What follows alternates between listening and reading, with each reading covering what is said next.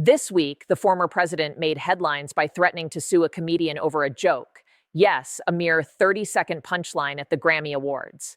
On the surface, it appears to be another skirmish in the ongoing culture war. However, from a legal and strategic perspective, this move is a significant blunder. It highlights a serious misunderstanding of defamation law and the dynamics of modern satire. More critically, it opens a door the administration has been trying to keep shut. Let's break it down. On February 1st, during the Grammy Awards, host Trevor Noah delivered a closing joke after Billie Eilish won Song of the Year. He quipped, "That is a Grammy every artist wants almost as much as Trump wants Greenland," which makes sense because Epstein's island is gone. He needs a new one to hang out with Bill Clinton. The audience erupted in laughter, clearly understanding the satirical jab at Trump's long-standing association with convicted sex offender Jeffrey Epstein. By morning, the response was swift on social media, a 300-word legal threat claiming the joke was false and defamatory. The post insisted Trump had never been to Epstein Island, nor anywhere close, and vowed to send lawyers after this talentless dope of an MC. This is where the strategy falls apart. This isn't a defamation case. It's a First Amendment lesson waiting to unfold. To grasp why, we need to distinguish between legal standards and political theatrics. First, consider the nature of the speech.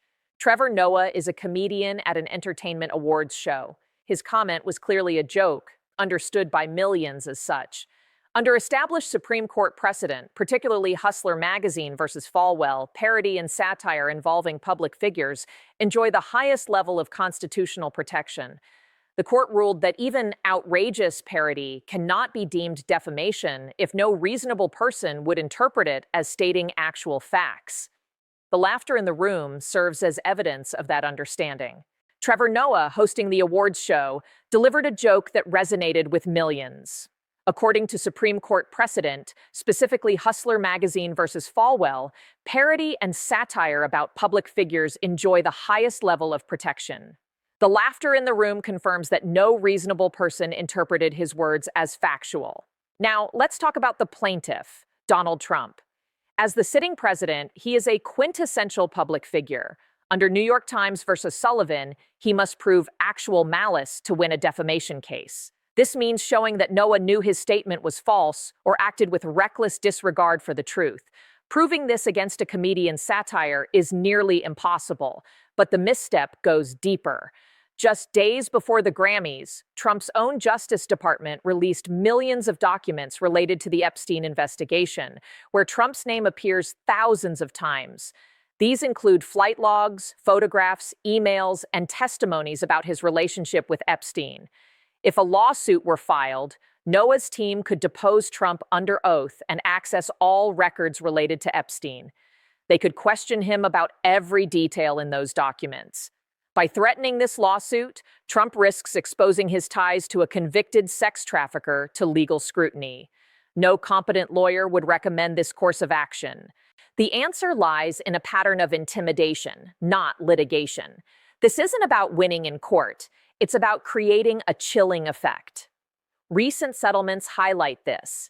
ABC News paid $15 million over comments made by George Stephanopoulos, while CBS paid $16 million for editing a 60 Minutes interview. These weren't admissions of defamation. They were strategic business decisions to avoid the costly distraction of fighting a billionaire in court for years. The message to media and entertainers is clear. Criticize me and you'll be drained by legal fees, even if the law is on your side. This strategy exploits a flaw in the system. The process is the punishment. It weaponizes the high cost of justice to silence dissent. However, this target may have been misjudged. Trevor Noah, nearing the end of his tenure, faces less pressure to settle. The speech in question, a joke, sits at the core of First Amendment protections. The broader implication raises a democratic alarm. When public figures threaten bankrupting litigation to silence satire, they attack a vital pressure valve in a free society. Satire has always been a tool for speaking truth to power. Threatening its practitioners aims to disable that tool. Watch closely. If this suit is filed, it will be a masterclass in how not to conduct legal warfare. It will compel a court to reaffirm robust protections for parity and inadvertently shine a light on the very association the plaintiff seeks to downplay. Sometimes the greatest legal risk isn't losing a case. It's winning the discovery process, where secrets become public record. The threat was meant to silence a comedian, but it may have just amplified the punchline. General knowledge quiz. Question 1. What is the only continent that has no desert? Follow me. Answer: Europe. Question 2. What is the hottest place on Earth? Answer: Death Valley. Question 3. Which animal has the largest eye in the animal kingdom?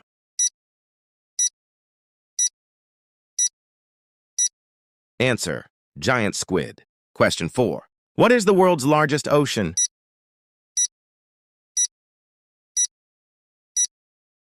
Answer: Pacific Ocean. Question 5. Which metal is lighter than water and can float? Answer: Lithium. Question 6. What plant is known as the giant panda's diet?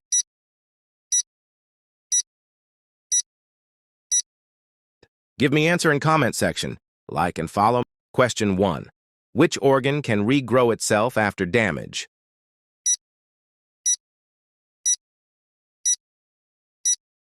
Answer: Liver. Question 2. Which disease once wiped out 1/3 of Europe's population? Follow me. Answer: Bubonic plague. Question 3.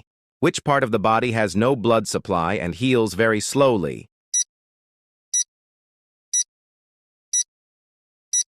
Answer: Cartilage. Question 4. What is the largest cell in the human body?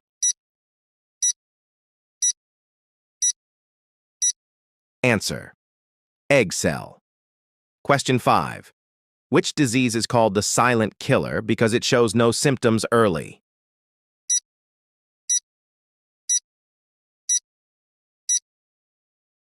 Drop the answer in comment section. Question 6. Which organ works even when you are brain dead? Answer: Heart.